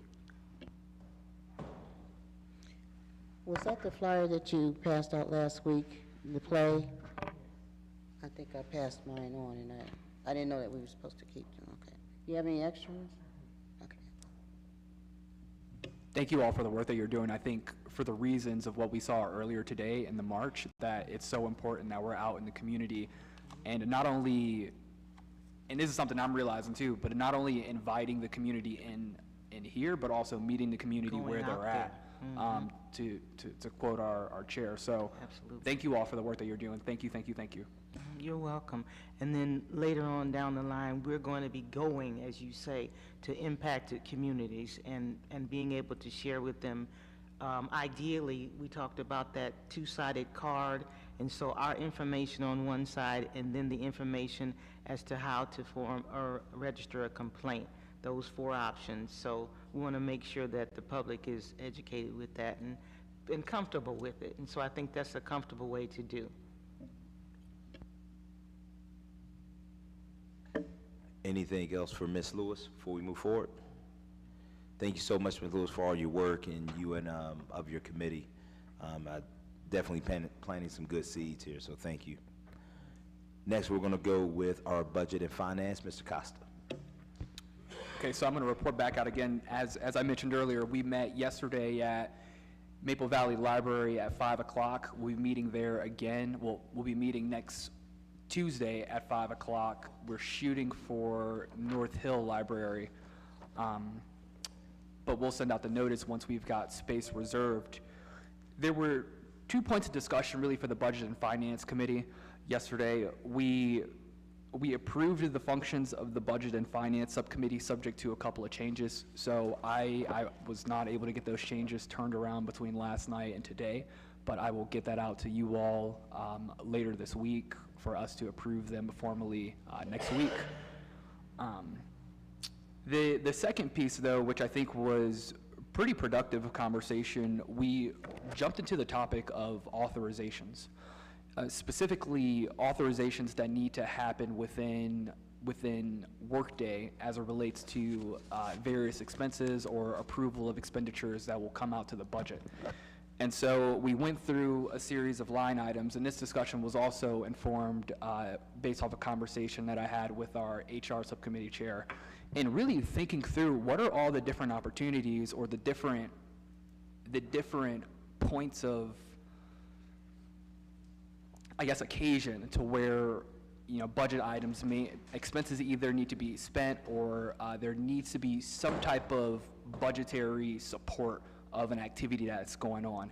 And so we broke this down to a pretty comprehensive list. And so what I will be doing is I will be circulating a table, a two-sided table to all of the board members for our discussion and consideration that breaks out each authorization by task, then with a suggested point of approval based upon that authorization that may be needed. So for instance, for a staff member that may need a reimbursement of expenses, for an employee that's looking to make a request of expenses, you know, if Phil wants to, sorry, Mr. Young wants to make a request for a budget item, and I think that we can use this as a good starting point to refine and then take to the administrators of Workday in order to start creating those authorizations. And so I am going to be the guinea pig myself, because if y'all recall, I said that I would work on getting y'all cards. I've been trying to figure out what that actually looks like, and I'm just going to go ahead and get you all cards, get all of us cards via Vistaprint, and then seek reimbursement in exploring the internal Workday process. And so I'm going to use this to kind of figure out what the functionality is, but also the smoothness of actually getting expense reimbursement authorized from an internal system standpoint and what some of the parameters are internally. So I think that this is something that we're going to have to continue to work through and just make sure that we're all making sure that we're not missing tasks that may need some like thoughtful approval. But at the end of the day, I mean, we're stewards of public dollars, and we got to make sure that we're putting the proper checks and balances to ensure that they're being spent appropriately, while still leaving enough flexibility that our team that's working underneath us can still get the things done that they need. So that's where they're at, and those will be the two deliverables that will be coming from me directly to these board members, and I will also work on business cards as well too. I'm hoping to get those to y'all by next Wednesday. But I will circulate an email following this meeting to the entire board, just asking what specifically you would like on a business card. I see them as being temporary until we actually get a logo, but I just want to get y'all something so we're out in the community talking to folks, we have something to give them. So that's the report I have, and if anyone's got any questions, I'd be more than happy to address them. Thank you so much for that, Mr. Costa. I would add, if we could, because I think about our community engagement subcommittee, if that could be a resource too that we could allocate funds to. I know, you know, Ms. Lewis, it's community, so I think your heart is going to want to sometimes do things for the community. I think we need to be able to if she needs to take, like you just said, she might come out of her pocket for something, or even if we, even looking towards next year's budget, that might be a subcommittee that we allocate funds to. Yeah, absolutely. So I think as is, the budget allocates about $40,000 for education. Okay, And I think good. that fits squarely with Yes. the community work that's going on, but also in Absolutely. addition, you know, any type of conferences that Yeah. Phil may be attending, so he's not coming out of pocket with that. But I 200% agree. And maybe we need to figure out whether or not we need to just make that a separate line item under the budget specifically for community engagement, because, you know, I could see, you know, food, you know, they're wanting to be food there. We may need transportation involved if there's a vulnerable population that we're trying to get to a site. And just a number of things if we really want to have like authentic conversations with like, you know, genuine environment. Yep. So absolutely. Yeah, and that may be something, Ms. Lewis, for you and your subcommittee, just to even think about moving forward. Like if, you know, if we allotted any dollars, you know, how much would that be, what you think that would look like, just so we can make sure we do that well. Because again, we to Mr. Scott's point, yeah, these are government dollars. It'd be really great if we can pour them back into the community some way, somehow, right, with some of the work that we're doing. So appreciate that, Mr. Costa. Absolutely. All right, so that ends our subcommittee report outs. Now we're on to new business. Oh, I'm sorry, go ahead, Mr. Young. That's okay. One thing, while I was ill, I think I received a gift card from the board. And I thank all of you for that, but I don't accept anything. So thank you for the offer. But it's just something I've never done, is accept anything from anybody. But thank you so much for the gift and the offer. Point on the speaker. You need to receive that gift, sir. I can't. I've never done it.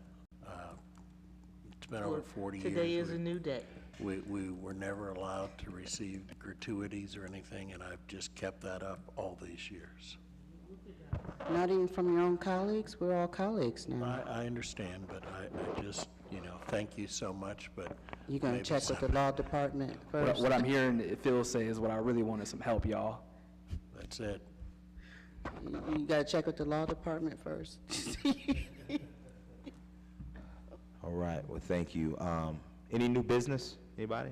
Mr. Peoples, you're booming with new business over there, I see it. I just have one thing. I did meet today with Nina Ost, I hope I'm pronouncing her last name correctly, and they do have it set up where we can now upload our agendas and our minutes to our webpage. So those will be up there shortly so that the community has access to those, as well as our board members will have one place where those are housed. So we're working on that, and I hope to have that up and running and all of our past agendas and minutes up there by next week. So that is currently our system that we're going to use on that webpage, so that should be up there nice and orderly next week, hopefully.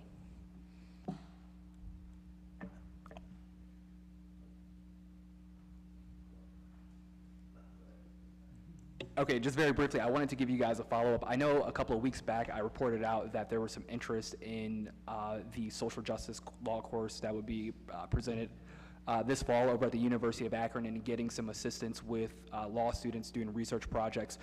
What we need to do is we need to identify a series of very narrow and specific project prompts and topics that we could then bring forward and present. And so, you know, we still got a little bit of time, but ideally, if we could, you know, maybe have those put together by like mid-July, then I think that would be incredibly helpful. The way that the class will be structured is they'll be assigned to various agencies and issues within the community, and then the team of students will be tasked with projects. So ideally, looking into best practices or a specific policy that perhaps a city may have enacted, or all these, I wouldn't say all these, but a number of these fairly nuanced issues that we don't necessarily have a degree of a deep dive and a data in. So I think we need to kind of like make a hierarchy or a list of different projects and very specific deliverables that we could ask to be looked into. So that's where we're at on that, and I will continue to keep the conversation moving. Mr. Costa, would it be wise for us to have each committee possibly come up with one based on their area, if you will? I think that'd be helpful. I think the true insight and the helpful insight is going to come Yeah, from Mr. Auditor Young. Yeah. I mean, I wrote down a number of the things that you were talking about earlier, specifically when you mentioned, if various city. No, go good. I just had a thought. I'm sorry, I cut you off. Go ahead. Oh, no. But when you were talking about BCI policies earlier, my ears just kind of peaked up. And so I think your insight is going to be key, and I don't want to say no to the various committees identifying different projects. So I think that would be helpful, actually, if y'all could add that to y'all agendas over the next month as you meet. And this is something that you could just have a brainstorming session and legit just get some bullet points of things that you would like a little bit of a deeper dive in. But Auditor Young, truly, your guidance is going to be key in this. Would it be a possibility as a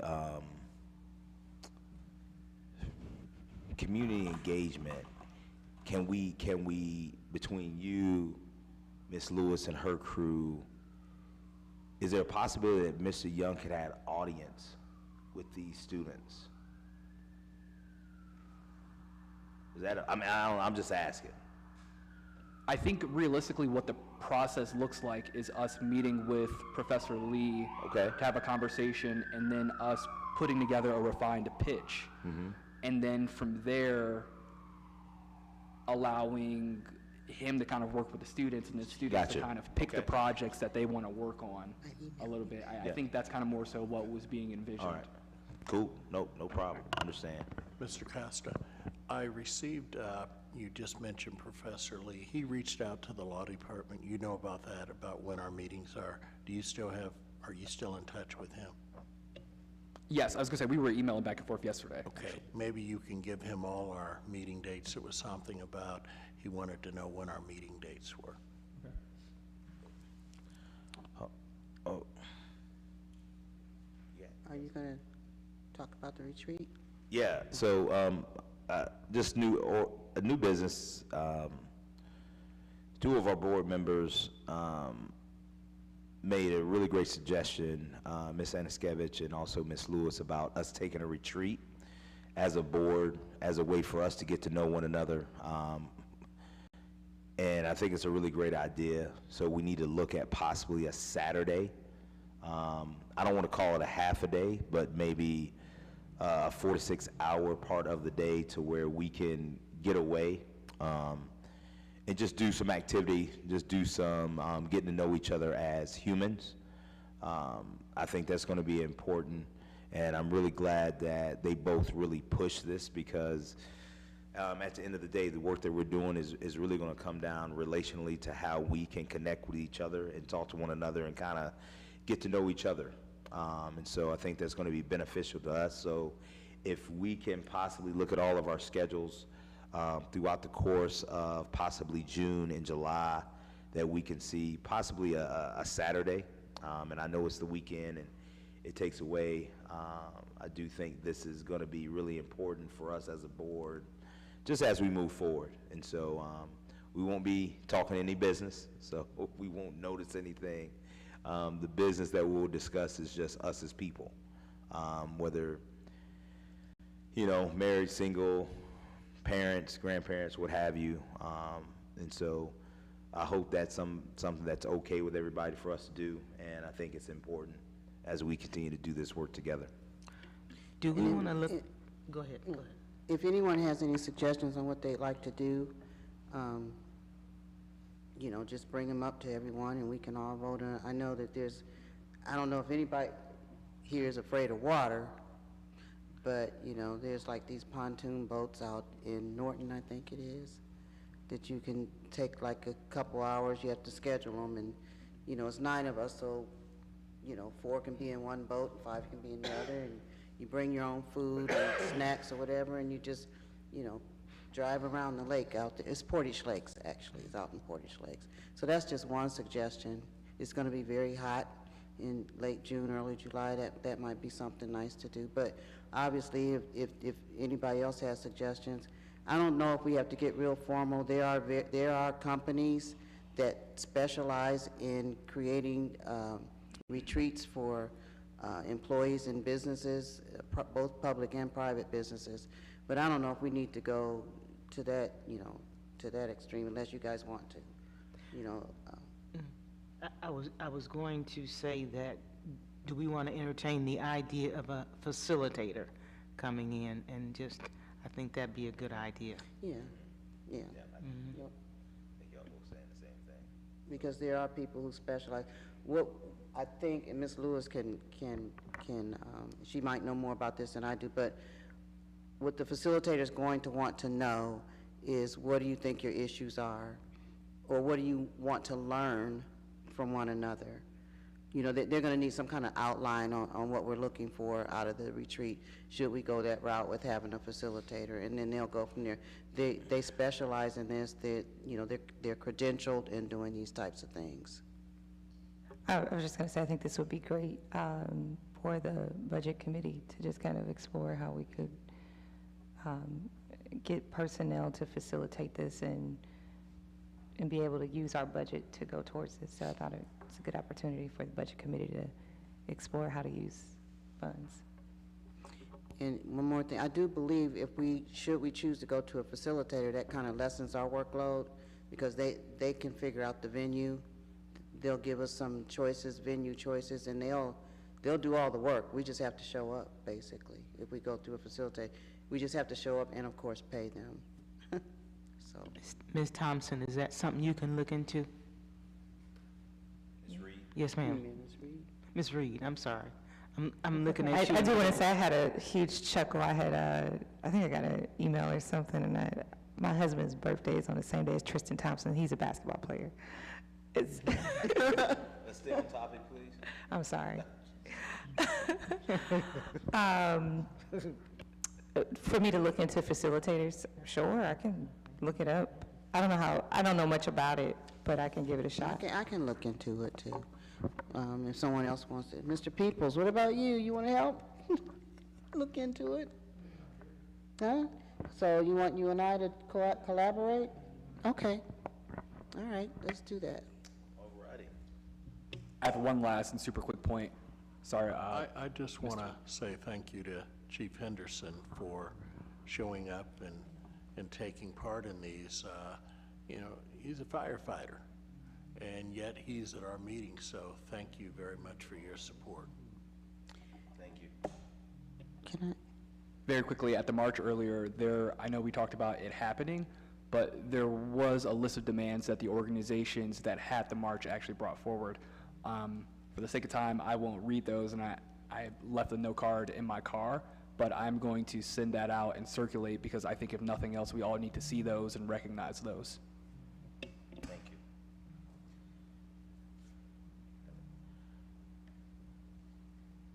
If there be nothing else, can I get a motion to adjourn? I make a motion, we adjourn. Get a second? Yes. Second. Aniskevich? Yes. Peoples? Lewis? Yes. Castle? Yes. Costa? Yes. Richards? Yes. Reed? Yes. Boyd? Yes. Thank you all. God bless you now.